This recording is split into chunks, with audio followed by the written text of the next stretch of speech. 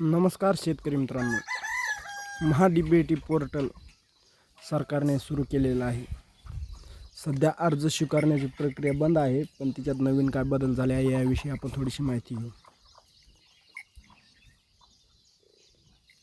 शेतकरी बंधू आणि भगिनींनो, महत्त्वाची सूचना। प्रिय शेतकरी बंधूंनो भगिनी, महाडीबीटी शेतकरी पोर्टल लवकरच पुन्हा उघडण्यात येईल आणि शेतकरी नवीन नोंदणी तसेच कृषी विभागाच्या योजनेअंतर्गत विविध घटकासाठी अर्ज करू शकतील। सन 2025-26 पासून अर्ज मंजुरीसाठी प्रथम अर्ज करणाऱ्यास प्रथम प्राधान्य ही कार्यपद्धती अवलंबण्यात येत आहे।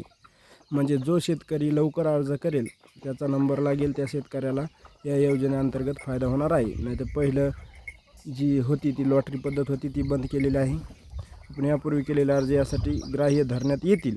म्हणजे आपण याआधी जे लॉटरी पद्धती अंतर्गत अर्ज केले आहेत ते बी आता ग्राह्य धरण्यात येणार आहेत, म्हणजे मंजूर करण्यात येणार आहेत। आपल्या अर्जाची यादी अनुक्रमे खालील दिलेल्या शेतकऱ्यांनी केलेल्या अर्जाची तारीख व वेळेनुसार क्रमांक यादी या लिंकवर करून आपण बघू शकता। तसेच सदर यादीबद्दल आपल्याला काही शंका अडचण असल्यास त्यांचा हेल्पलाईन नंबरसुद्धा आहे। सकाळी 9 ते सायंकाळी 7 वाजेपर्यंत सोमवार ते शुक्रवार संपर्क करू शकता।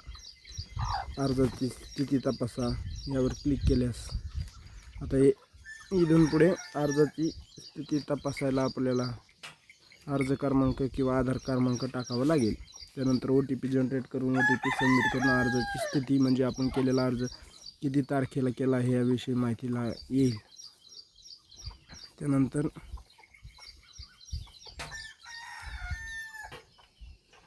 निधी वितरण यादी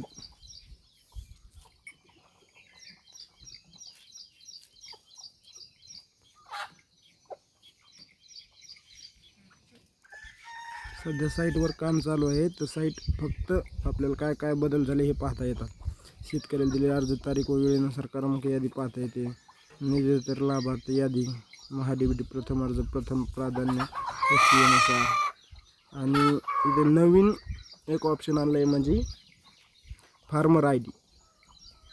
हा फार्मर ID टाकून OTP जनरेट करून जसं आपण पहिलं आधारनुसार OTP जनरेट करून लॉग इन करायचं तसं फार्मर ID टाकून आपलं लॉग इन होणार आहे। त्यामुळे ज्या शेतकऱ्यांनी फार्मर ID काढून घेतलेले नसतील त्यांनी आपल्या जवळच्या CSC केंद्रावर जाऊन किंवा शेतकरी लॉग इन करून फार्मर ID जनरेट करावा आणि त्यानंतर हे पोर्टल जेव्हा चालू होईल तेव्हा संपूर्ण अर्ज भरता येईल किंवा केलेले अर्ज आपल्याला बघता येतील।